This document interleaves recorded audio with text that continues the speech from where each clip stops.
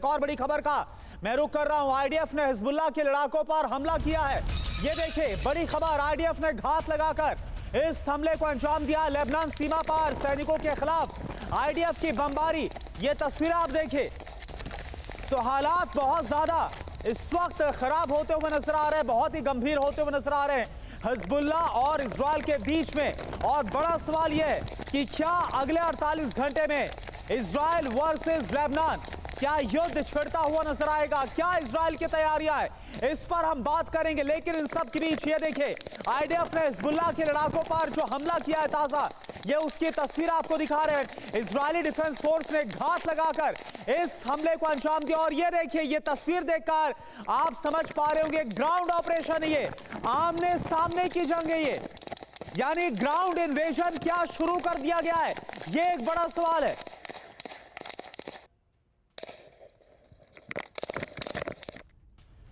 और एक और बड़ी खबर, हिजबुल्लाह चीफ के इजराइल को बहुत बड़ी धमकी। इजराइल ने सारी हदों को पार कर दिया। नसरुल्लाह की तरफ से कहा गया है इजराइल के हमले, जंग का आगाज। ये देखिए जो स्टेटमेंट दी गई, बहुत बड़ी खबर। ये जनसहार लेबनान के लोगों के खिलाफ इजराइल की जंग की शुरुआत, ये नसरुल्लाह की तरफ से कहा गया। मनीष, नसरुल्लाह हिजबुल्लाह चीफ ने तो बोल दिया है कि ये जंग की शुरुआत है।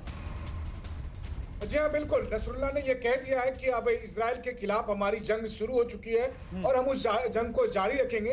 दूसरी बात उन्होंने ये कहा कि अब इजराइल ये सपना देखना छोड़ दे कि वो नॉर्थ इजराइल में वापस अपने लोगों को ला पाएगा, क्योंकि अभी हो ये रहा है कि हिजबुल्लाह की तरफ से जो लगातार रॉकेट दागे जा रहे हैं या ड्रोन से अटैक किया जा रहा है, उसकी वजह से नॉर्थ इजराइल के बहुत सारे इलाके से 1 लाख से अधिक लोग विस्थापित होकर तेल अवीव और सेंट्रल इजराइल के दूसरे इलाके में चले गए हैं। नेतन्याहू कहते हैं हर हालत में हम अपने लोगों को वापस उनके घर भेजेंगे, लेकिन नसरुल्लाह कहते हैं कि ये हम होने नहीं देंगे। तो इसका मतलब यही है कि जंग होगी। दूसरी बात यह है कि बीते 48 घंटे से जो इजराइल की तरफ से अटैक हो रहा था, उसके बाद नसरुल्लाह की स्पीच सामने आई है। नसरुल्लाह ने अपने स्पीच में इस बात को एडमिट किया है कि हिजबुल्लाह पर बहुत नुकसान हुआ है। 48 घंटे में जो इजराइल की तरफ से डिवाइस अटैक किया गया है, उसकी वजह से तगड़ा झटका लगा है। ये बात खुद नसरुल्लाह ने एडमिट किया, लेकिन उन्होंने कहा है कि हम इस मुश्किल से पार पाएंगे और हम इजराइल के खिलाफ जो हमारी जंग है, इसको हम उस लेवल तक लेकर जाएंगे जिसमें कि इजराइल को कीमत चुकानी होगी। जी ठीक है, बिल्कुल इजराइल को कीमत चुकानी होगी, ये धमकी देते हुए नसरुल्लाह का बयान। और सुमित, मेरा सवाल आपसे ये देखिए, कुछ वक्त पहले आप खुद लेबनान के इस वॉर जोन में थे, तो जो दक्षिणी लेबनान का हिस्सा है जो कि हिजबुल्लाह का गढ़ है, जब आप थे और अभी जो हालात खराब हुए हैं, क्या फर्क आपको नजर आ रहा है? किस तरफ सिचुएशन जाती हुई आपको नजर आ रही है?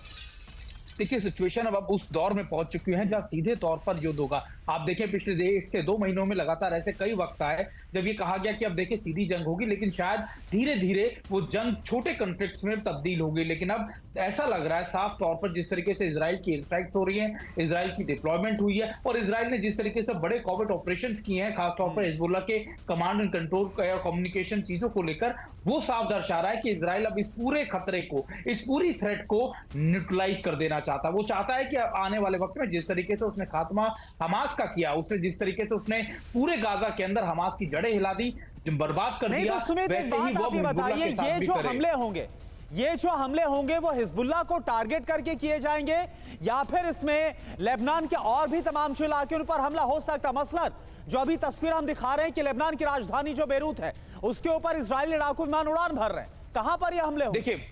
देखिए सबसे बड़ा चैलेंज करुणा, सबसे बड़ा चैलेंज इजराइल के सामने क्या है? अपने नॉर्थ एरिया को पूरा सिक्योर कर लेना, हजारों की संख्या में जो लोग बाहर निकले हैं उनको वापस अपने घरों में लेकर आना। उसके लिए सबसे बड़ी पॉसिबिलिटी जो डिस्कस की गई आईडीएफ की मीटिंग में भी, वो क्या था, एक ऐसा जोन बनाना, यानी अब लेबनान के इलाके में घुसकर उनको पीछे धकेलते हुए एक ऐसा जोन बनाना जहां पर आईडीएफ की फोर्सेज यानी इजराइल की फोर्सेज तैनात रहकर उस इलाके को कंट्रोल करे, यानी वो ग्रे एरिया, वो स्टील एरिया जहां से पूरी शील्ड प्रोवाइड कराई जाए, खासतौर पर नॉर्थ इजराइल के इलाकों को। और अब यही इजराइल का बड़ा ऑपरेशन है, वो साउथ लेबनान के उस 5 से 6 किलोमीटर के रेडियस में घुस जाना चाहते हैं, वहां बैठ जाना चाहते हैं, उस इलाके को कंट्रोल करना चाहते हैं। बिल्कुल, वो तस्वीरें भी हम दिखा रहे हैं जहां पर ऐसा लग रहा है कि आमने सामने की फाइट हो रही है, ग्राउंड इन्वेजन किया गया। मैं इस पर आपसे बात करूंगा, लेकिन इस बीच एक और बड़ी खबर, तेल अवीव में आईडीएफ मुख्यालय में बड़ी बैठक हुई है।